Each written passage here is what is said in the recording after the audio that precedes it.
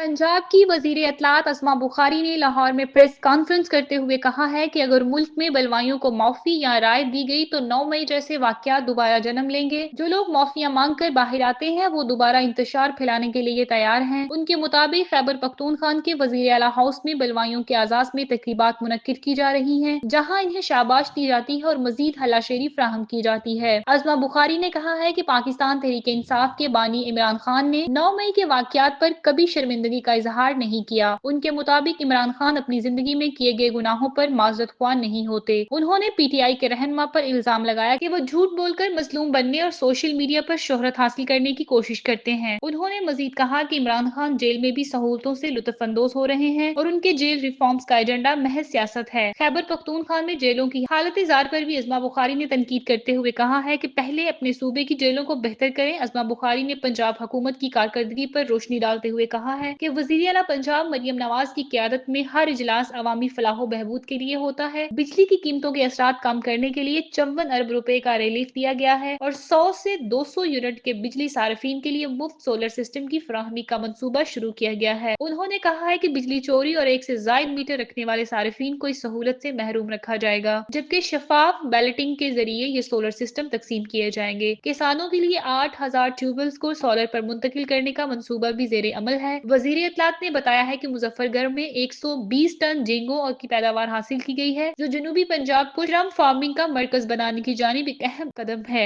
उन्होंने मजीद कहा है कि इस मंसूबे को वुसअत देने के लिए निजी शोबे को भी मदद किया जा रहा है और जमीन के साथ बिलासूद कर्जे फराहम किए जाएंगे। अस्मा बुखारी का कहना था कि हुकूमत की इन काविशों से न सिर्फ मैशियत मजबूत होगी बल्कि आवाम को भी बराह रास्त फायदे पहुंचेंगे।